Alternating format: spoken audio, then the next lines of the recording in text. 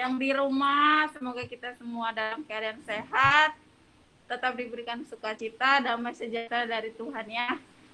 Walaupun situasi mungkin kurang baik, kondisinya juga kurang baik, tapi hari ini biar kita mau tetap datang, kita mau memuji, kita mau menyembah nama Tuhan. Ya, kita mau mulai ibadah kita pada pagi hari ini.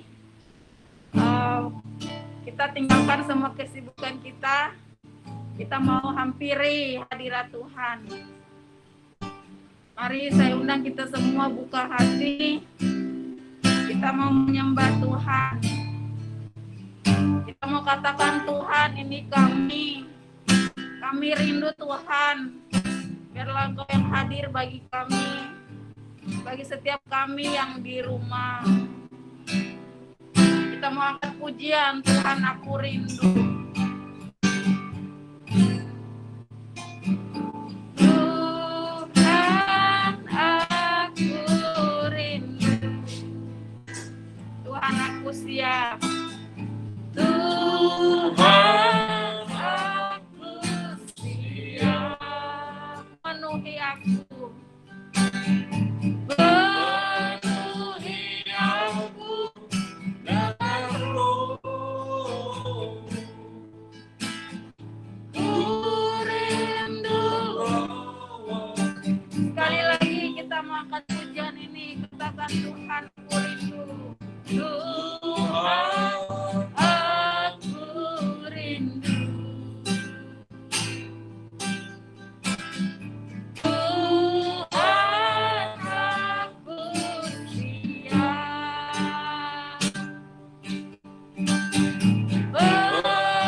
siap. Penuhi aku dengan roh.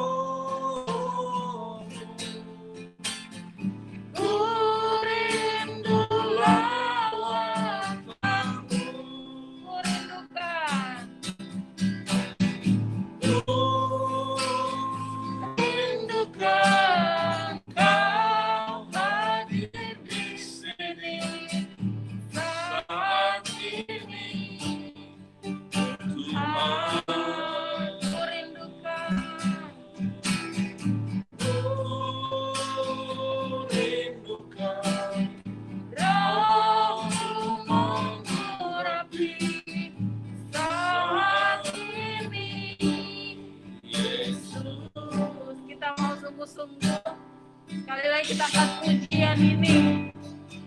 Katakan, Tuhan aku rindu. Tuhan aku siap. Penuhi aku Tuhan. Penuhi aku dengan roh.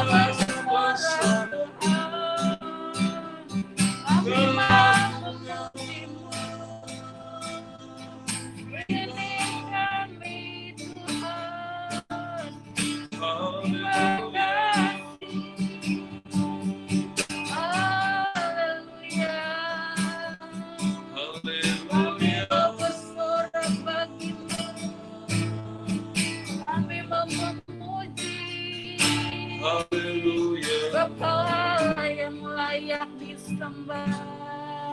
Terima kasih. Terima kasih Tuhan. Terima kasih. Haleluya.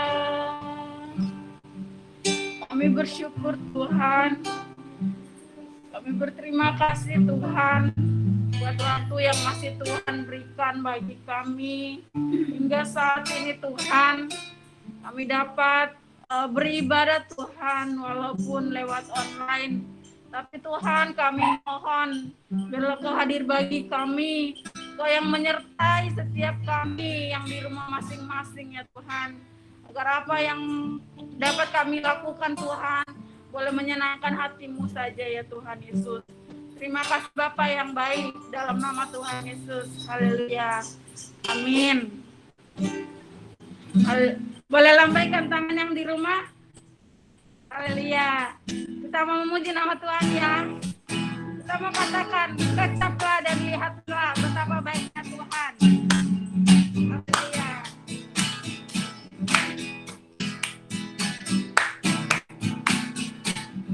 Kecaplah dan lihatlah betapa baiknya Tuhan itu. Rasakan dan nikmati kasih setia Tuhan. Kecaplah, kecaplah dan lihatlah betapa baiknya Tuhan itu.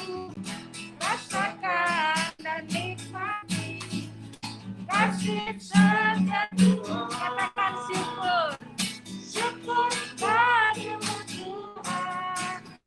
Segala hormat bagimu Tuhan.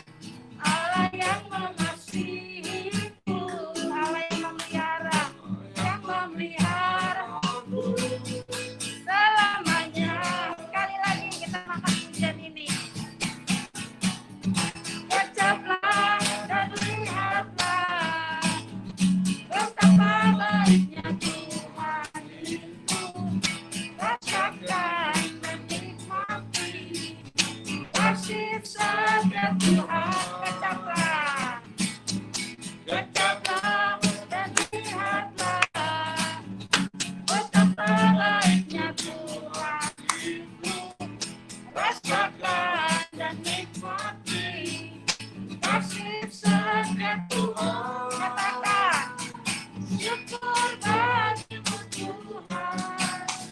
Segala hormat bagimu Tuhan. Allah yang mengasihiku, Allah yang memeliharaku selamanya. Syukur bagimu, syukur bagimu Tuhan. Segala hormat bagimu Tuhan. Allah yang mengasihiku, Allah yang memeliharaku selamanya. Kita mengangkat tiada berkesudahan, tiada berkesudahan. Kasih setiamu Tuhan, Amin. baru rahmat. Hari berganti hari, Hari berganti hari, tetap kulihat kasih-Mu. tak pernah berakhir. Hidupku, Katakan Tuhan Yesus baik. Tuhan Yesus baik, Oh, oh, oh. sungguh amat baik.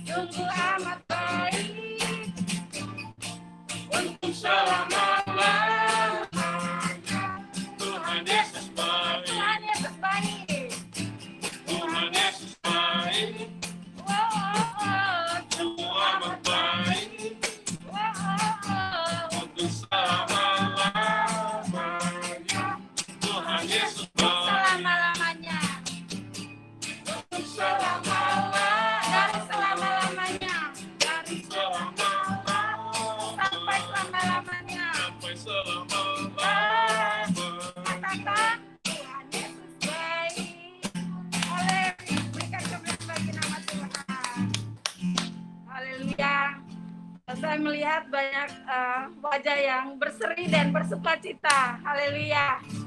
Sekarang kita mau siapkan hati kita. Kita mau mendengarkan firman Tuhan. Kita mau datang dengan sungguh-sungguh di hadirat-Nya. Kita mau katakan, Tuhan, firman-Mu itulah yang menjadi pelita bagi kaki kami dan terang bagi jalan kami. Haleluya.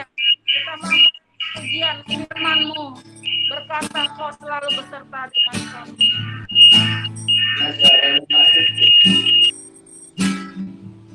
Firman-Mu berkata Kau besertaku,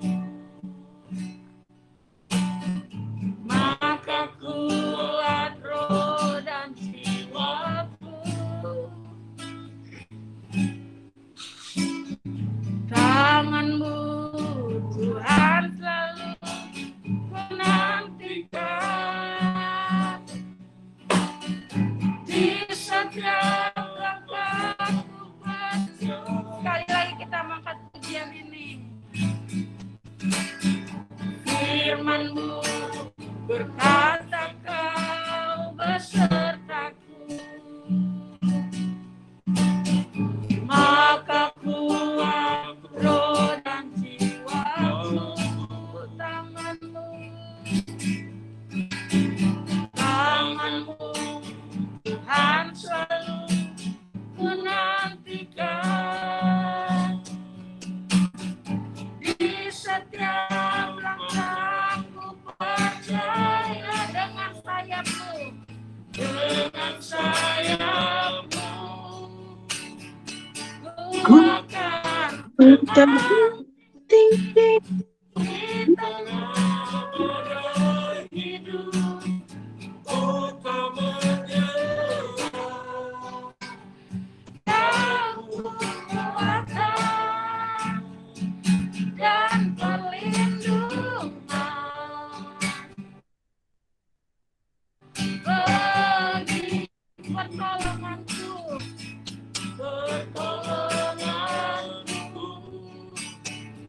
di tempat maha tinggi. Ku mengangkat tanganku, aku berserah. Kau menantikan, Kau yang ku sembah, Yesusku, Rajaku. Kami mengimani pujian ini, Tuhan. Firman-Mu berkata Kau bersama dengan kami. Firman-Mu berkata Kau besertaku, Yesus, maka kuat roh dan jiwaku. Tangan-Mu Tuhan selalu ku nantikan di setiap langkahku. Percaya, katakan dengan sayap-Mu, ya Yesus, ku akan terbang tinggi di tengah badai hidup. Ku tak menyerah, Kau kekuatan dan perlindungan,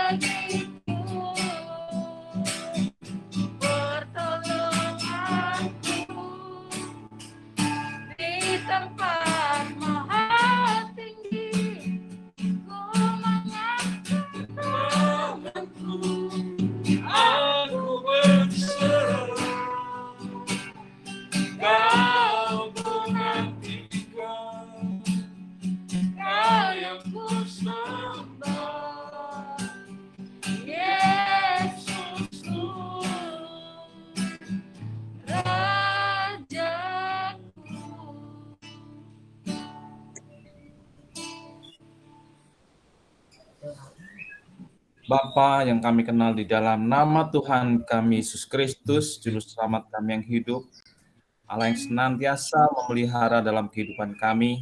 Terima kasih Tuhan, pada pagi hari ini kami semua boleh berkumpul lewat Google Meet Tuhan untuk memuji dan memuliakan nama-Mu. Bentar Tuhan, kami akan mendengarkan sebagian dari firman-Mu Tuhan. Tuhan Yesus, berkati Tuhan setiap kami yang mendengarkan Tuhan. Tuhan memberikan telinga sebagai seorang murid Tuhan supaya kami boleh mendengar dan mengerti akan firman Tuhan. Biarlah Tuhan Kau mengurapi hamba-Mu Tuhan yang akan menyampaikan firman.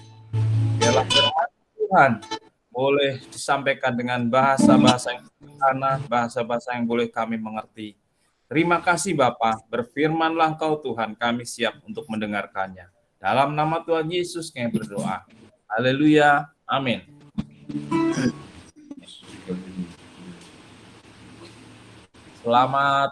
Selamat pagi.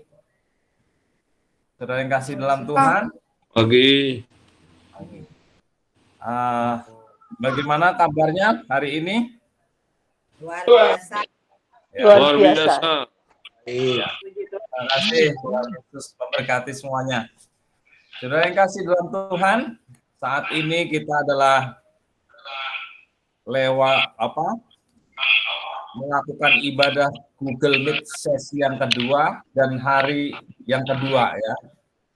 Jadi bulan-bulan lalu kita sudah melakukan ibadah seperti ini dan ini adalah yang kedua kalinya, saudara yang kasih dalam Tuhan.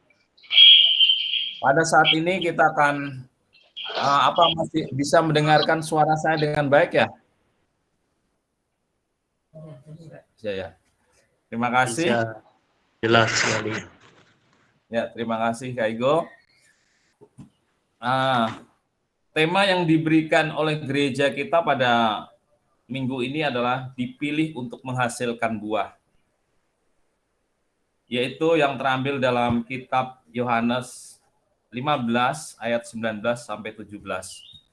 Dan saya akan membacakan ayat yang ke-16. Ya, saudara yang kasih dalam Tuhan. Beginilah firman Tuhan. Bukan kamu yang memilih aku, tetapi akulah yang memilih kamu. Dan aku telah menetapkan kamu supaya kamu pergi dan menghasilkan buah. Dan buahmu itu tetap, supaya apa yang kamu minta kepada Bapa dalam namaku diberikannya kepadamu. Demikian firman Tuhan. Saudara yang kasih dalam Tuhan, bahwa kita adalah dipilih ya. Jadi kita itu mau sudah menerima anugerah yang daripada Tuhan. Tidak semua orang bisa menerima anugerah dari Tuhan. Untuk kita boleh menerima Yesus, menerima pokok anggur itu sebagai sumber dari buah yang akan kita hasilkan. Jadi di dalam Mazmur dikatakan, Mazmur 1 ayat 3, ia seperti pohon yang ditanam di tepi aliran air yang menghasilkan buah pada musimnya. Jadi kita harus mempunyai tetap menempel pada pokok anggur itu supaya kita tetap menghasilkan buah yang baik dan menghasilkan buah setiap pada musimnya dan tidak pernah layu daunnya ya saudara yang kasih dalam Tuhan. Dan bahkan di dalam kitab Yeremia ayat 17, Yeremia pasal 17 ayat yang ke-8, firman Tuhan mengatakan, ia akan seperti pohon yang ditanam di tepi air, yang merambat akar-akarnya ke tepi batang air, dan yang tidak mengalami datangnya panas terik, dan daunnya tetap hijau, yang tidak khawatir dalam tahun kering, dan yang tidak berhenti menghasilkan buah.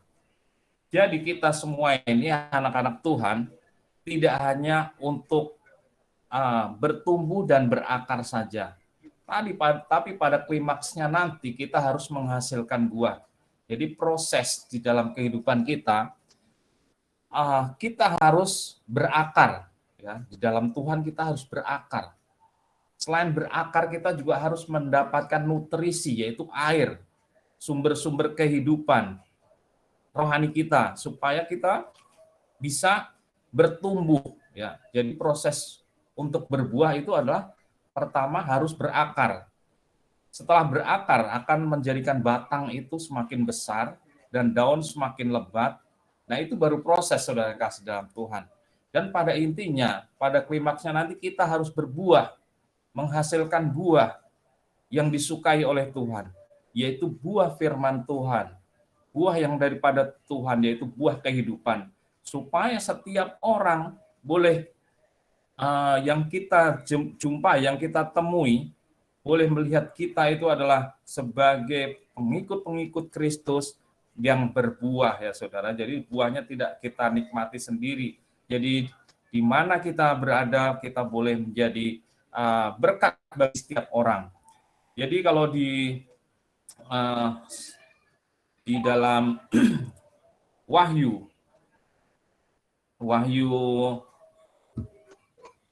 Wahyu 2, kitab di dalam kitab Wahyu, yaitu kitab Wahyu 22 ayat 1 dan 2 akan saya bacakan. Pada waktu itu hambanya Rasul Yohanes ya mendapat suatu penglihatan. Di dalam Wahyu 22 ia menuliskan, lalu ia menunjukkan kepadaku sungai air kehidupan yang jernih bagaikan kristal dan mengalir keluar dari tahta Allah dan tahta anak domba itu. Di tengah-tengah jalan kota itu, yaitu di seberang menyeberang sungai itu, ada pohon-pohon kehidupan yang berbuah 12 kali tiap-tiap bulan sekali, dan daun pohon-pohon itu dipakai untuk menyembuhkan bangsa-bangsa.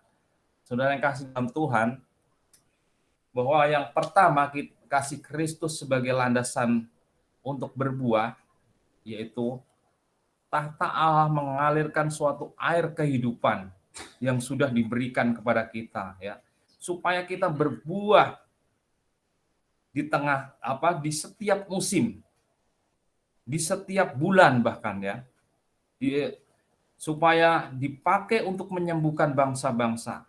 Jadi kita berbuah bukan hanya tahun depan, tahun kemarin, tetapi Tuhan menjanjikan kita akan berbuah, yaitu bulan Januari kita berbuah, bulan Februari kita berbuah, bulan Maret kita berbuah, sampai Desember kita tetap berbuah ya saudara. Jadi kalau pada sekarang saat ini mungkin lagi musim mangga ya saudara. Jadi kalau musim mangga itu tergantung ya. Oh, sekarang lagi musim mangga, mungkin tahun depan lagi akan ada musim mangga. Oh, besok musim duren, dan tahun depan lagi baru musim duren. Tetapi kata firman Tuhan, kita akan berbuah setiap kali, bahkan tiap-tiap bulan sekali. Ya. Jadi Tuhan menjanjikan begitu banyak berkat kepada setiap kita. Anak-anak Tuhan yang untuk menghasilkan buah yang sempurna. Ya. Ada suatu contoh, yaitu orang yang hidupnya selalu berbuah di dalam Tuhan, dan orang itu adalah Yusuf, ya saudara yang kasih dalam Tuhan. Jadi Yusuf itu seperti pohon buah-buahan yang muda, yang selalu siap berbuah pada musimnya. Di dalam Kejadian 49, saya akan bacakan di dalam ayat 22 sampai 24, Kejadian 49 ayat 22 sampai 24 ya. Yusuf adalah seperti pohon buah-buahan yang muda, seperti pohon buah-buahan yang muda pada mata air. Dahan-dahannya naik mengatasi tembok, walaupun pemanah-pemanah telah mengusiknya, memanahnya dan menyerbunya, namun panahnya tetap kokoh dan lengannya tinggal liat dan lengan tangannya tinggal liat oleh pertolongan yang maha kuat pelindung Yakub, oleh sebab gembalanya gunung batu Israel. Jadi Yusuf adalah seorang yang berbuah ya saudara. Dia tidak menghiraukan masa lalunya. Saudara, kalau kita mendengar cerita tentang Yusuf, Yusuf adalah sebetulnya orang yang sangat diberkati oleh Tuhan, karena Yusuf itu pada masa mudanya, dia sebetulnya tinggal pada suatu keluarga yang kurang harmonis ya. Bapaknya si Yakub mempunyai 4 orang istri, yaitu Lea, Bilha, Silva, dan Rahel. Dan mempunyai 13 orang anak. Saudara bisa bayangkan, tinggal satu atap, hidup dengan 4 orang istri, 13 orang anak, dan itu pasti setiap hari ada gontok-gontokan di dalam satu rumah itu. Ada yang pengen cari perhatian kepada bapaknya. Mungkin saat ini kalau kita membayangkan saat ini ya, uang jajannya nggak sama, pasti akan ribut gitu ya. Jadi Yusuf mempunyai latar belakang yang tidak baik. Yusuf mempunyai latar belakang keluarga yang tidak harmonis. Tetapi Yusuf ya, dikatakan dalam kitab Kejadian bahwa Yusuf itu menjadi seperti pohon muda, pohon buah-buahan yang muda, yang buah-buah yang muda pada mata air, dahan-dahannya mengatasi tembok. Jadi Yusuf mempunyai latar belakang yang tidak baik, tapi di sini setelah endingnya ya saudara, Yusuf itu memiliki masa depan yang luar biasa, yang tidak pernah dipikirkan, yang tidak pernah ada dalam pikirannya bahwa dia akan menjadi Perdana Menteri di Mesir ya saudara. Kalau kita lihat ada satu kunci yang kalau kita mau diberkati oleh Tuhan, yaitu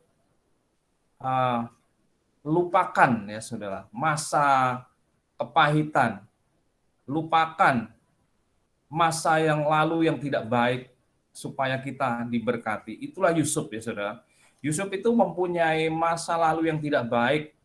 Dia dijolimi oleh saudara-saudaranya, dimasukkan ke dalam sumur yang tidak berair, dia dijual sebagai budak, bahkan dia dipenjara, dia difitnah. Tapi Yusuf tidak menghiraukan masa lalunya. Dia melupakan semuanya itu ya saudara. Dan saya akan membacakan di dalam Kejadian 41. Inilah Yusuf ya, Kejadian 41 ayat 51 dan 52. Yusuf memberi nama Manasye kepada anak sulungnya itu, sebab katanya Allah telah membuat aku lupa sama sekali kepada kesukaranku dan kepada rumah bapakku. Dan kepada anak yang kedua diberinya nama Efraim, sebab katanya Allah membuat aku mendapatkan anak dalam negeri kesengsaraanku. Jadi yang pertama adalah Manasye, artinya kita harus melupakan semuanya. Kita harus melupakan masa lalu. Mungkin saudara yang kasih dalam Tuhan, kita semua tidak memiliki masa lalu yang sama. Mungkin kita memiliki masa lalu yang pahit. Mungkin hari kemarin masa lalu kita, berapa banyak orang yang menyakiti kita, bahkan menipu kita. Tapi membuat hidup kita semakin lemah, tapi kita harus melupakan semua itu ya. Itu adalah kunci untuk kita menjadi berkat. Kita bisa berbuah di hadapan Tuhan. Yaitu yang kedua, dan kepada anak yang kedua diberinya nama Efraim. Sebab katanya Allah telah membuat aku mendapat anak dalam negeri kesengsaraanku. Mendapatkan anak artinya dia berbuah di dalam negeri kesengsaraan. Ya. Jadi ya si Yusuf mendapatkan buah karena dia melupakan semua masa lalunya. Dia melupakan kesedihannya ya. Tapi dia mendapatkan buah di dalam negeri kesengsaraan. Jadi kalau ada orang yang menyakiti kita, ada orang yang membuat hidup kita sulit, kita harus melupakan semuanya itu ya saudara. Ada suatu kisah yaitu di dalam Perang Dunia Kedua, yaitu mungkin saudara semua kenal ya, Hitler ya. Hitler itu memiliki hati yang kecewa, hati yang pahit, tapi dia dipendam selama hidupnya ya. Jadi dia akhirnya dia terbentuk menjadi pribadi yang sangat kejam dan sangat bengis. Ya, pada awalnya dia adalah anak muda, ya, masih remaja gitu. Cuma mungkin hidupnya waktu itu masih miskin ya saudara. Jadi suatu saat dia belanja di tokonya orang Yahudi ya saudara. Tapi dia waktu belanja uangnya tidak cukup. Nah, waktu itu diusir sama pemilik toko yaitu orang Yahudi. Hei, kamu orang miskin, jangan belanja ke sini ya, gitu. Jangan membeli di sini kalau kamu tidak punya uang, gitu. Nah, di situ dia sakit hati si Hitler ya, saudara. Akhirnya sakit hati yang terpendam bertahun-tahun, itu menjadi hatinya kepahitan di dalam hatinya. Dan Hitler semakin dewasa masih memendam rasa kepahitan itu ya saudara. Setelah dia memiliki kuasa ya, menguasai Jerman, akhirnya apa yang dilakukan Hitler oleh karena kepahitan hatinya itu, dia membantai beribu-ribu orang, bahkan jutaan orang Yahudi dia bantai pada masa Perang Dunia Kedua. Dan disiksa begitu rupa ya saudara. Ya, itu adalah suatu akar kepahitan yang mereka pendam ya, si Hitler itu pendam. Jadi saudara yang kasih dalam Tuhan, jadi kita harus melepaskan apa yang kepahitan, apa yang ada di dalam hati kita, supaya kita tidak bisa move on, supaya berkat itu boleh mengalir ya, boleh melimpah dalam kehidupan kita. Jadi kita harus Manase dulu, baru Efraim. Lupakan dulu masa lalu, masa kepahitan itu, supaya Tuhan mencurahkan berkat bagi kita semua ya, saudara. Jadi di dalam kitab Ibrani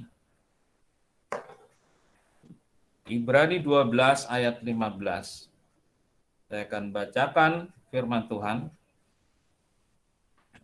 Ibrani 12 ayat 15.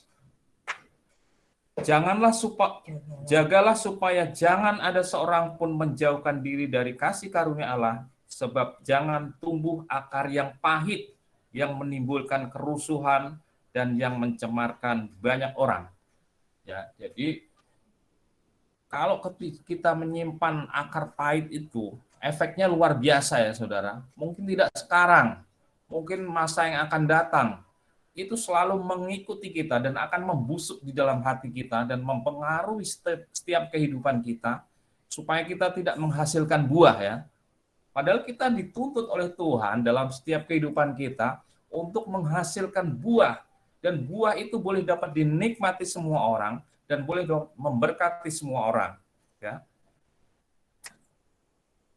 Begitu dahsyatnya akar kepahitan kalau kita simpan di dalam setiap kehidupan kita ya saudara. Jadi kita harus belajar melepaskan kehidupan kita, belajar melepaskan apa yang menjadi beban masa lalu kita, supaya kita boleh dapat berlari begitu rupa untuk mendapatkan berkat-berkat yang daripada Tuhan, supaya kita semua boleh berbuah.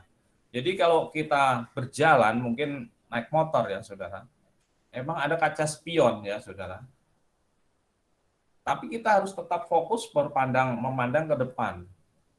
Jadi kalau kita hanya berjalan mungkin mengendarai mobil atau mengendarai motor, kita melihat spion terus ya, saudara. Kita tidak akan sampai ke tempat tujuan kita. Tapi kita mungkin akan nyungsep ke dalam got ya, saudara. Karena kita selalu memperhatikan ke belakang. Kita tidak akan bisa berjalan lebih jauh. Kita tidak akan sampai ke tempat tujuan kita. Maka dari itu, saudara, kita harus melupakan apa yang di belakang dan kita harus menuju ke depan. Kata Rasul Paulus di dalam Filipi 3 ayat 13, Filipi 3 ayat 13, saudara-saudara, aku sendiri tidak menganggap bahwa aku telah menangkapnya, tetapi ini yang kulakukan. Aku telah melupakan apa yang telah di belakangku dan mengarahkan diri kepada apa yang di hadapanku. Jadi Paulus melupakan masa lalunya ya, saudara. Masa lalu Paulus, dia sebetulnya memiliki segala sesuatu bagi orang dunia untuk menunjang setiap kehidupannya. Dia orang yang pintar, orang yang mendapat pengakuan, pada waktu itu, pada masa pemerintahan waktu itu. Tapi si Paulus tidak menggunakan fasilitas itu semua, bahkan dia melupakan, bahkan menganggap itu sampah ya, saudara. Dia hanya memandang ke depan, mengarahkan diri kepada apa yang ada di depannya, supaya dia bisa mencapai tujuannya, yaitu dia bisa memberkati banyak orang dan berbuah pada musimnya. Saudara yang kasih dalam Tuhan, kalau kita sudah diberkati oleh Tuhan, kita tidak boleh melupakan apa itu menjadi yang sudah kita peroleh daripada Tuhan. Kita harus tetap menerima buah itu dan memancarkan kepada setiap orang dan berbagi kepada setiap orang yang kita temui, gitu ya. Bahkan kita boleh menjadi berkat bagi lingkungan, bagi gereja, bagi tempat pekerjaan. Banyak orang kecewa di dalam hidupnya ya, saudara yang kasih. Mungkin saudara kecewa dengan keluarga, saudara kecewa dengan teman sekerja, saudara kecewa dengan gereja, saudara kecewa dengan gembala saudara gitu ya. Artinya, tapi gembala kita nggak mengecewakan ya, saudara. Tapi kita yakin dan percaya kita bisa melupakan semua itu. Jangan kita dibawa terus oleh kekecewaan kita ya. Seperti tadi, banyak kalau kita itu memendam kekecewaan, mungkin banyak orang yang mengkhianati kita, banyak orang yang menipu kita. Tapi kata firman Tuhan, kita harus melupakan, kata firman Tuhan. Manasye, Yusuf punya ini ya, saudara. Manasye, dia harus melupakan supaya dia boleh memperoleh berkat di negeri yang sulit ya. Saudara, Yusuf itu ya, kalau dia mau balas dendam ketika bangsa Israel, bapaknya menyuruh saudara-saudara yang lain ya, termasuk Yehuda, dan waktu itu mungkin dipimpin Yehuda ya, saudara tertuanya, supaya membeli makanan ke Mesir karena di daerahnya dilanda kelaparan yang luar biasa. Yusuf tahu sebetulnya kalau yang datang itu adalah saudara-saudaranya. Saudara, kalau Yusuf memiliki dendam yang tidak terselesaikan pada waktu itu, dia mempunyai fasilitas, mempunyai kuasa, mempunyai power pada waktu di Mesir. Tapi itu tidak digunakan oleh Yusuf ya. Bahkan dia mengerti Yusuf itu melalui kesengsaraan yang dia derita, yang dia alami, dia dijual, dia dimasukkan ke dalam sumur, dijadikan budak, bahkan difitnah, bahkan dia dimasukkan ke dalam penjara. Yusuf tahu bahwa semua itu adalah proses Tuhan. Ya.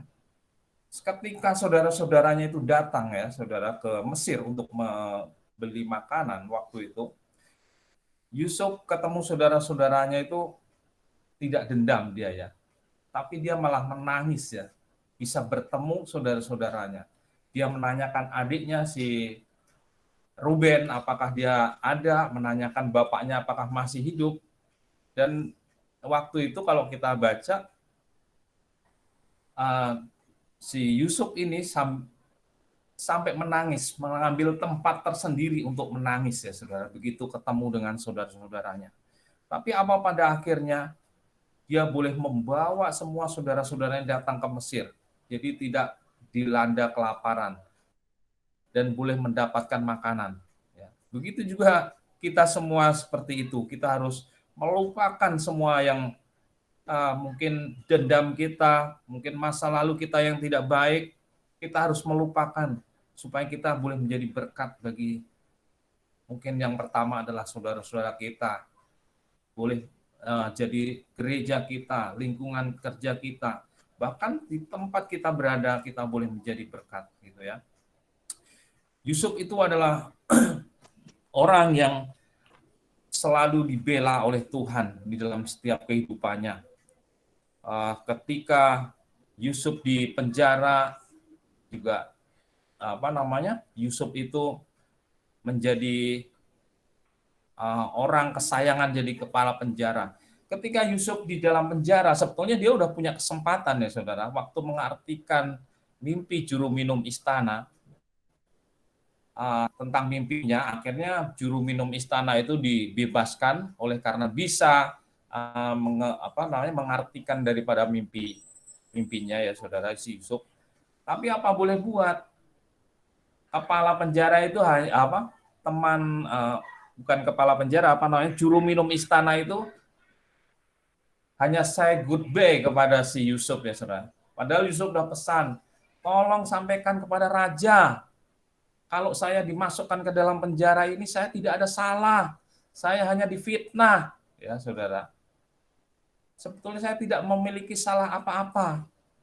Tapi setelah juru minum itu dibebaskan, dia tidak ingat lagi dengan Yusuf ya saudara. Tapi Yusuf tidak menaruh dendam, tidak menyimpan semua itu.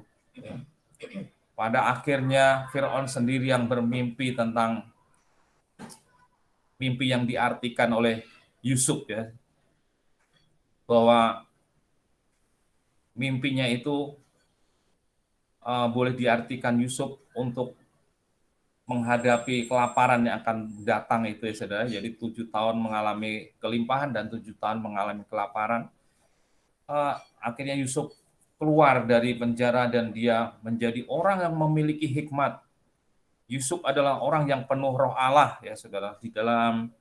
Saya akan bacakan di dalam Kejadian 41 ayat 38.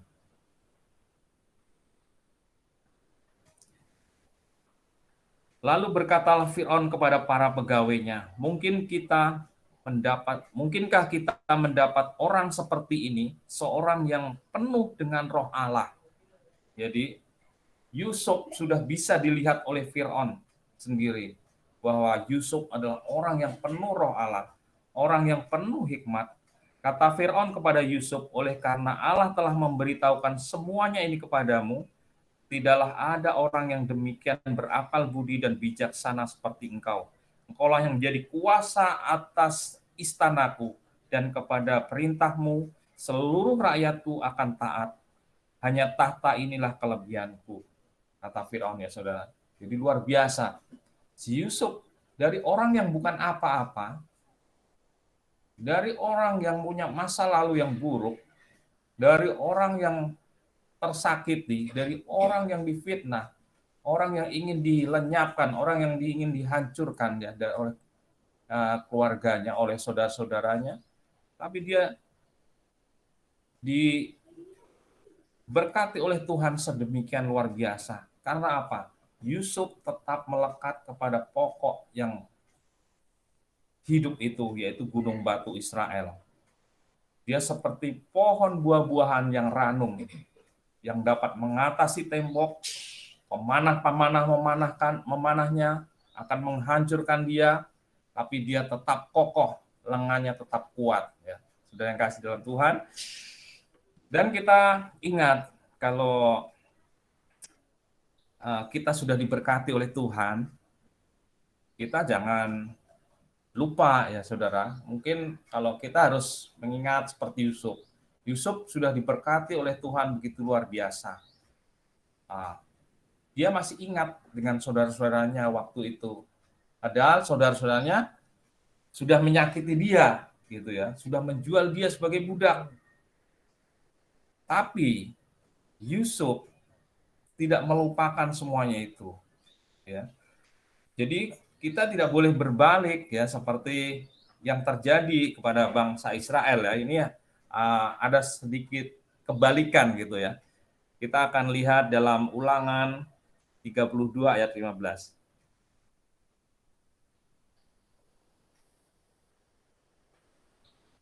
Lalu beginilah firman Tuhan di dalam Ulangan 32 ayat 15. Lalu menjadi gemuklah Yeshurun yang dimaksud adalah Israel, dan menendang ke belakang, bertambah gemuk engkau, gendut dan tambun, dan ia meninggalkan Allah yang telah menjadikan dia, ia memandang rendah gunung batu keselamatannya.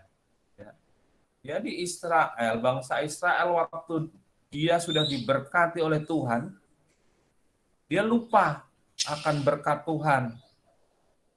Dia lupa akan pertolongan Tuhan. Ya. Jadi kita sebagai anak-anak Tuhan, kalau kita sudah diberkati Tuhan, kita tidak boleh melupakan berkat-berkat itu asalnya daripada Tuhan. Dan saya akan memberikan sedikit kisah ya saudara tentang Komsel ini ceritanya. Jadi ada sebuah keluarga yang sederhana dalam kehidupannya sehari-hari. Dia memiliki tempat tinggal mungkin masih ngontrak gitu ya saudara. Tapi di depan dipakai untuk jualan kecil-kecilan gitu ya. Dan di belakang itu digunakan buat ibadah komsel. Mungkin kalau kita setiap hari Rabu gitu ya, atau hari Sabtu. Waktu itu pendeta berkata kepada dia, Bapak A, Ibu B gitu ya, di tempat kompleks saudara kan belum ada komsel dibuka di sana gitu ya. Coba Ibu atau Bapak buka deh komsel di tempat situ gitu. Akhirnya bukalah komsel berjalan ya saudara di dalam komplek mereka dan dihadiri oleh 5 sampai 7 orang. Komsel berjalan begitu rupa dan akhirnya keluarga ini diberkati oleh Tuhan. Yang tadinya mungkin barangnya hanya sedikit, pas-pasan gitu ya saudara. Hanya kursi seadanya. Tapi setelah diberkati oleh Tuhan, akhirnya barangnya menumpuk, saudara. Usahanya diberkati oleh Tuhan, karena di rumahnya dibuka komsel ya, saudara. Diberkati oleh Tuhan sedemikian rupa, akhirnya barangnya semakin banyak, dan dia kesulitan untuk mengadakan tempat ibadah komsel ya, saudara. Akhirnya dia mulai mengeluh, waduh kalau kayak gini terus, capek deh kita. Masa setiap hari Rabu kita mau komsel, kita ngeluarin barang-barang kita lagi. Nanti begitu lagi, kalau dia pada pulang kita masukin lagi. Capek gitu ya. Akhirnya si bapak ini ngomong lah, punya rencana, pengen ngomong nih besok hari Minggu. Saya pengen ngomong sama Pak Pendeta, komsel kita bubarin aja lah, cari tempat yang lain gitu ya, saudara. Akhirnya ngomong sama Pak Pendeta seperti itu. Tapi akhirnya tuh saudara, tidurlah mereka berdua ya saudara, dan bermimpi pada malam itu. Dalam mimpinya, di dalam ruangan itu ada Tuhan Yesus yang dipakai komsel tuh ya saudara. Tapi Tuhan Yesus tidak mau lagi menghadap ke dalam. Tuhan Yesus memandang keluar terus, ke arah pintu keluar ya saudara. Dan ketika dipanggil-panggil, Tuhan Yesus tidak mau nengok lagi. Setelah dipanggil-panggil, Tuhan Yesus malah berdiri dan berjalan keluar, ya saudara. Keluar ke jalan, dikejar-kejar, tidak dapat. Tuhan Yesus, kembali, kata pemilik rumah itu ya. Akhirnya mereka terbangun ya, ngos-ngosan, keringetan gitu ya. Wah, apa maksud Tuhan dalam mimpinya ya saudara? Tapi dia bilang dalam mimpinya dia mendapat suatu impresi bahwa kalau kita usir Tuhan, kita hentikan ibadah komsel di tempat kita, ibadah Tuhan Yesus akan keluar, akan kabur dari rumah kita. Akhirnya dia berpikir ulang ya saudara, untuk ngomong sama Pak Pendeta. Besok hari Minggu saya tidak jadi ngomong sama Pak Pendeta. Komsel tetap harus ada di rumah ini. Walaupun saya tiap hari Rabu ngeluarin barang-barang keluar, malamnya saya ngasukin lagi tidak apa-apa. Bahkan kalau di luar bisa dicuri orang tidak apa-apa. Yang penting Tuhan Yesus tidak hilang dari rumah ini. Demikian ya saudara. Begitu luar biasa. Akhirnya dia tetap adakan komsel di rumah itu ya saudara. Dan begitu rupa akhirnya keluarga ini diberkati oleh Tuhan luar biasa. Nah, saudara, jadi kehidupan kita harus berdampak. Buah-buah kita harus bisa dinikmati oleh semua orang. Jadi begitu rupa Yusuf sudah diberkati oleh Tuhan, dibela oleh Tuhan. Jadi Yusuf tetap memperhatikan keluarganya yang sudah lama mengkhianati dia ya saudara. Jadi Yusuf setelah mendapat mimpi waktu itu ya, mimpinya itu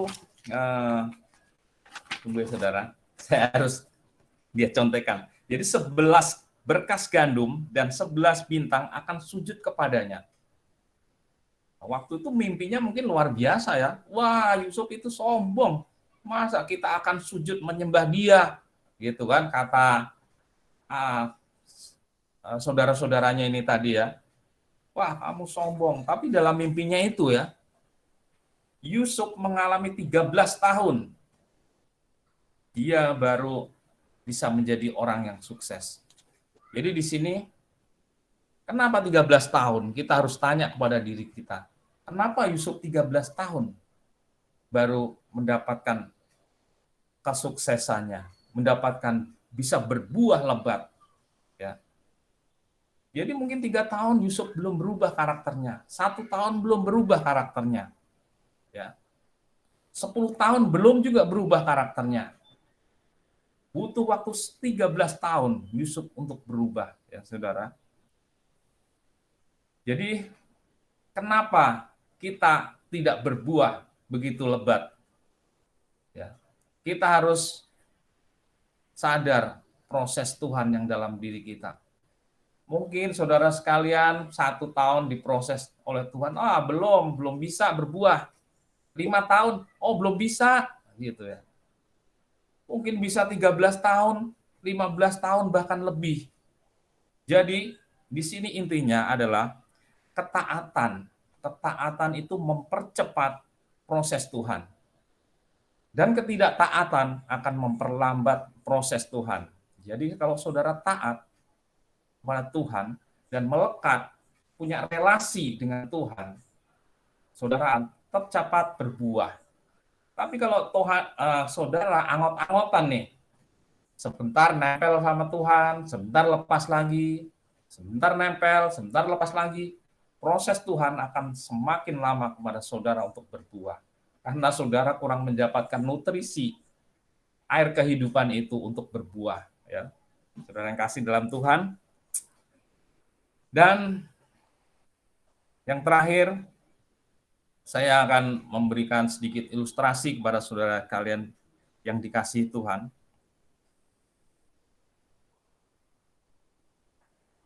Yaitu tentang ada seorang imigran dari Ukraina yang bernama Jan Kaum. Pasti saudara ingat ya orang ini. Orang ini sangat terkenal sebetulnya.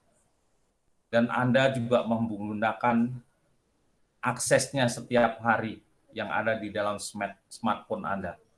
Saudara sekalian. Dia adalah Yankom. Dia datang dari Ukraina ke Amerika pada usia 16 tahun bersama ibunya.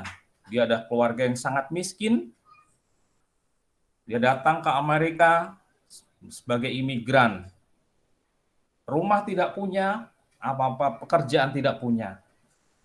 Dia setiap hari makan hanya mengandalkan untuk minta-minta jatah dari pemerintah, ya saudara.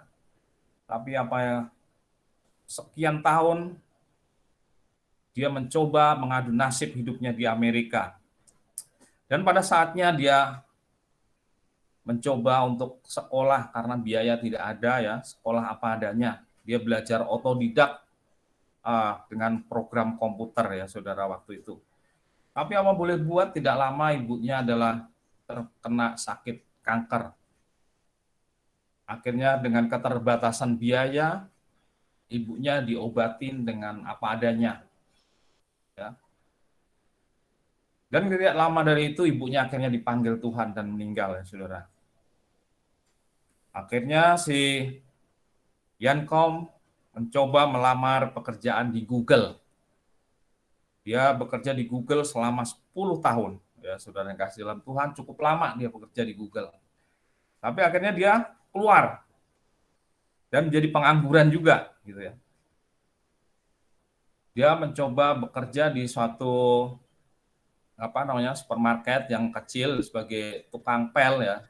Dan dia juga masih diberikan gaji apa adanya, gitu ya. Diberikan gaji secara kamu bekerja ya saya gaji, gitu. Kalau bekerja nggak saya gaji, gitu ya. Nah, di situ akhirnya Yankom mencoba membuat suatu program komunikasi antara smartphone, namanya WhatsApp.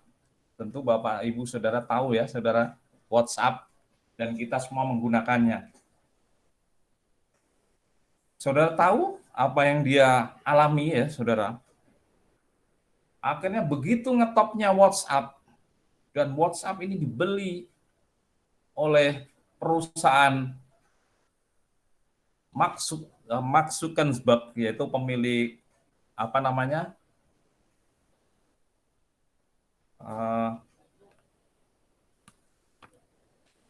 dibeli oleh Mark Zuckerberg dengan harga yang fantastis, ya waktu itu, ya, yaitu sekitar 19 miliar dolar.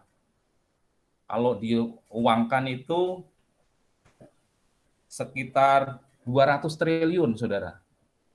Begitu luar biasanya banyaknya uang. Dia bingung, saudara, 200 triliun, ya, bukan 200 miliar, 200 triliun. Bagaimana menghabiskannya coba, saudara? Bingung, ya saudara. Tapi apa yang dialami oleh Yankom, dia menjadi seorang miliarder yang luar biasa. Akhirnya merubah hidupnya secara radikal. Jadi orang yang tidak punya, yang hidupnya hanya mengantri makanan, hidup beralaskan kardus, beratapkan langit, ya saudara, rubah total. Dia memiliki pundi-pundi 200 triliun kalau diuangkan uang Indonesia, ya saudara. Akhirnya dia teringat masa lalunya, ya. Dia kembali waktu dia ngantri makanan. Dan dia mengingatkan dia, ya saudara. Dia menangis, dia meratapi Tuhan luar biasa memberkati dia. Tuhan luar biasa menolong hidupnya, ya saudara.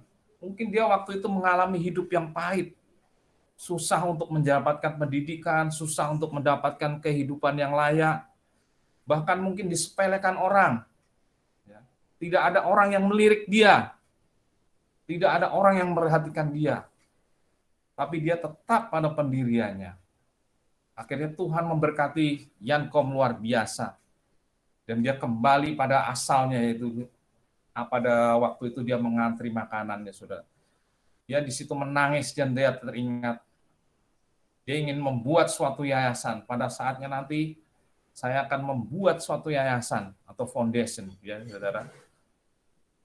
Ketika ada orang imigran dari luar negeri yang kesulitan mencari makan, kesulitan mencari tempat tinggal, supaya mereka boleh tinggal di tempat dia, di tempat yayasan dia, supaya supaya mereka bisa berkecukupan makanan, tidur tidak kedinginan pada waktu yang dia alami dulu. Jadi dia ingat berkat Tuhan yang luar biasa untuk memberkati orang-orang yang ada. Demikian juga kita semua, kalau kita diberkati oleh Tuhan, biarlah tuh orang lain juga menikmati berkat-berkat melalui setiap kehidupan kita. Mungkin kita tidak bisa memberikan kehidupan berkat secara materi, tapi kita bisa memberikan kehidupan lewat motivasi kita, lewat tingkah laku perbuatan kita, yang Tuhan sudah tanamkan dalam setiap kehidupan kita, sehingga kita tetap berbuah setiap pada musimnya. Bahkan bulan Januari kita berbuah, Februari berbuah, Maret berbuah, sampai Desember kita berbuah.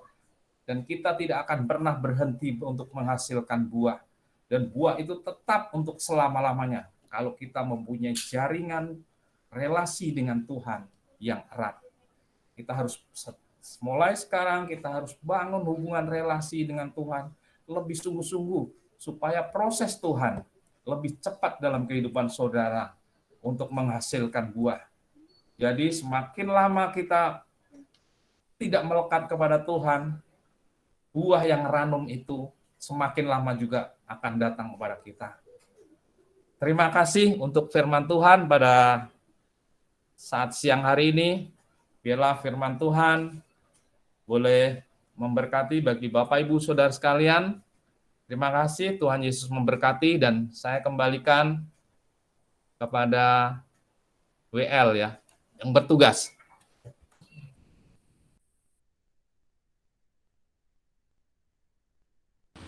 Pak Manto doa dulu.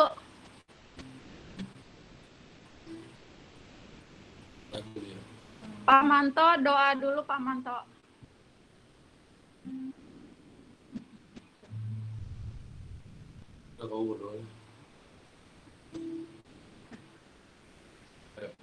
Dan mari kita satu dalam doa. Tuhan, terima kasih buat firman Tuhan yang sudah kami dengar pada pagi hari ini, Tuhan. Biarlah yang sudah disampaikan Tuhan dapat kami lakukan dalam kehidupan kami. Kami dapat berbuat, Tuhan, setiap bulan kali ya Tuhan Yesus. Dan kami dapat menjadi berkat. Buah kami dapat dicicipi banyak orangnya Tuhan Yesus. Terima kasih Tuhan. Kami berdoa Tuhan buat hamba-Mu yang sudah menyampaikan firman-Mu. Biar Tuhan yang memberkati, menyempurnakan kehidupan dan keluarganya lebih lagi. Terima kasih Tuhan Yesus. Dalam nama Tuhan Yesus hamba berdoa. Haleluya. Amin. Oke, baik. Kita akan mendengarkan pengumuman. Yang pertama-tama Jemaat GBI Grand Mall, Bapak Gembala dan staf mengucapkan banyak terima kasih kepada Bapak Nathanael Sumanto yang sudah menyampaikan firman Tuhan. Biarlah Tuhan berkati kehidupan Bapak lebih lagi bersama keluarga. Tuhan Yesus memberkati ya, Pak. Pengumuman yang kedua, hari Selasa tanggal 13 Juli, seperti biasa ada doa di doa pelayan bagi Bapak Ibu yang mau atau punya kerinduan bisa bergabung. Namun sebelum itu boleh hubungi dulu Bapak PDP Supraitno.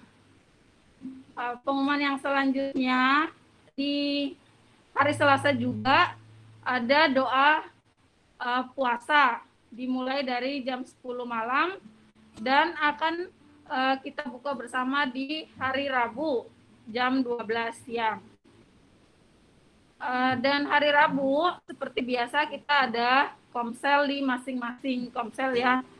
Bagi Bapak Ibu yang mungkin belum masuk di komsel, boleh hubungi setiap PKS yang ada. Bapak Ibu mungkin lebih cocok di komsel yang mana, boleh hubungi PKS-nya. Dan pengumuman yang selanjutnya, hari Minggu depan kita akan ibadah seperti biasa lewat online, masih tetap online. Bapak Ibu dan saudara boleh nanti masuk, linknya akan dibagikan oleh petugas.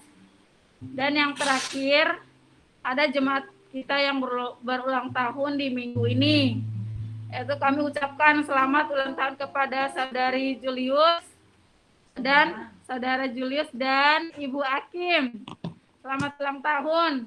Tuhan Yesus memberkati kehidupan Saudara Julius dan Ibu Akim ya. Dimanapun berada, Tuhan Yesus berkati. Ya udah. Oke, kembali.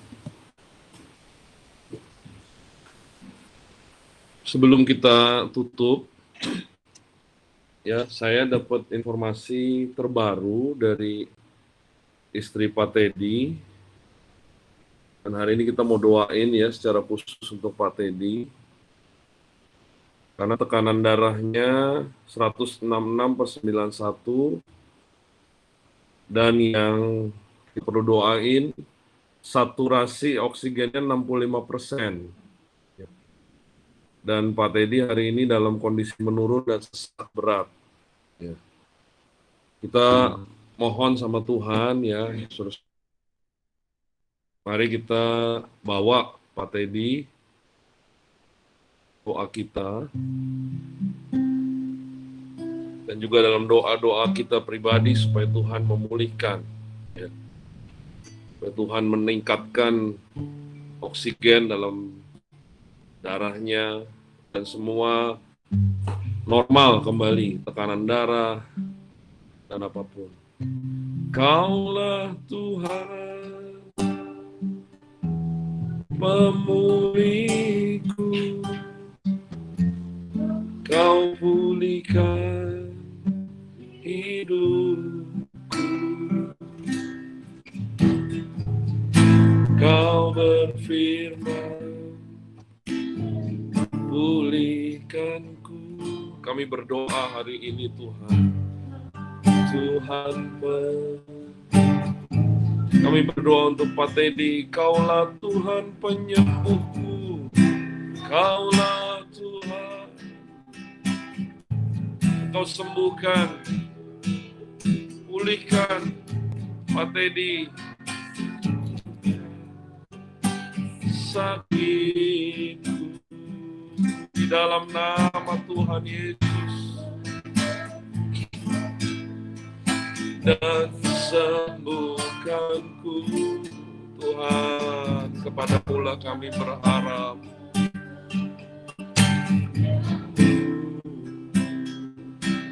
Ini mari kita masing-masing berdoa.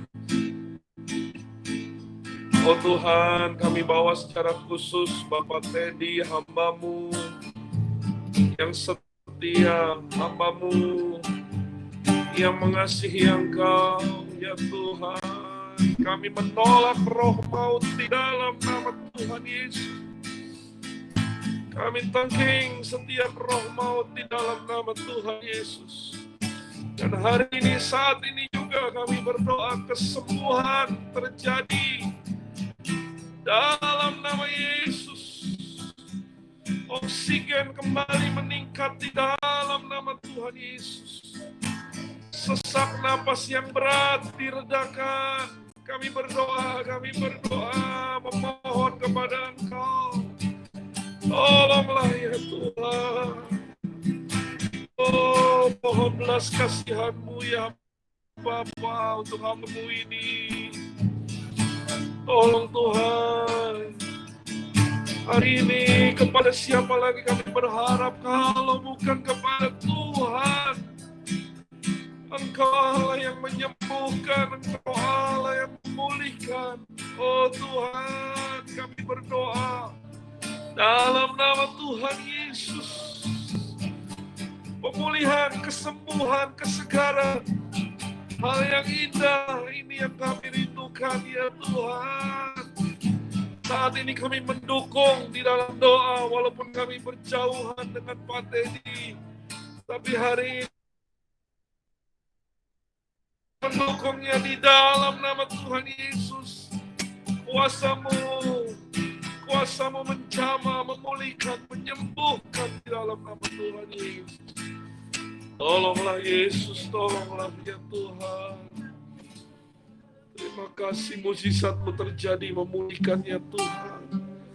Kami berserah dan berharap kepada-Mu ya Tuhan. Tolonglah juga istri daripada Pak Teddy yang mungkin hari ini dalam keadaan bingung.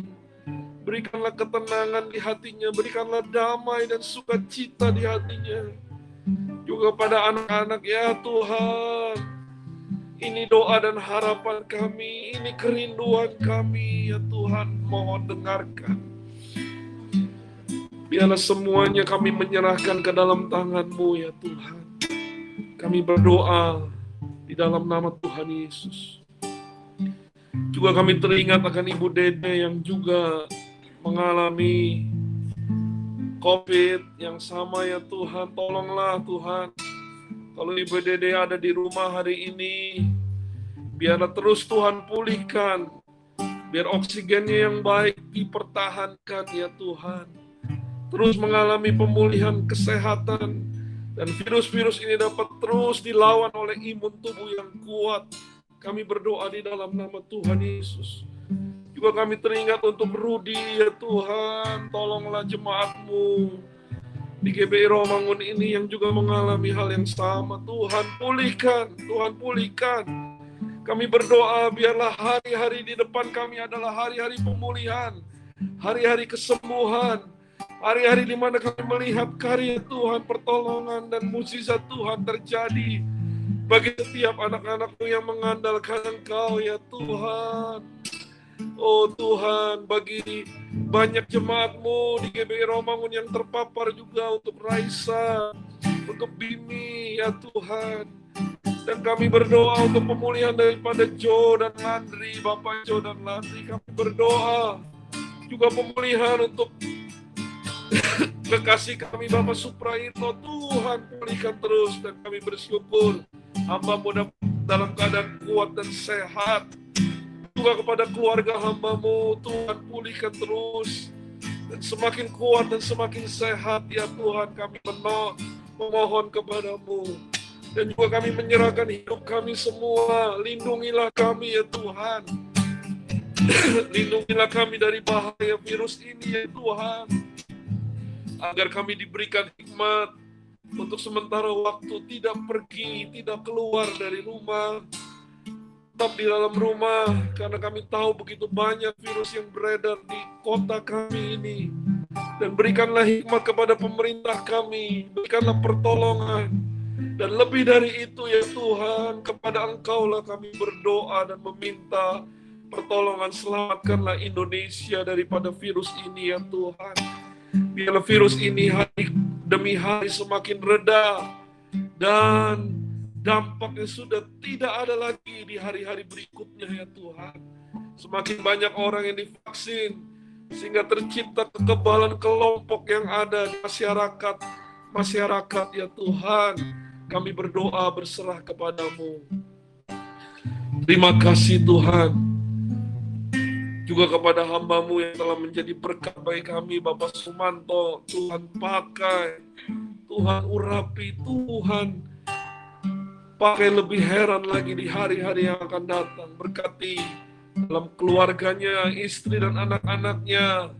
Berkati di dalam pekerjaan dan apapun yang dipegang hamba-Mu dibuat menjadi indah di mata-Mu ya Tuhan. Terima kasih Tuhan, terima kasih. Kami juga berdoa untuk secara khusus Bapak Gembala kami, Bapak Pendeta Budi Praitno, ya Tuhan, lindungilah dari semua ancaman ini ya Tuhan.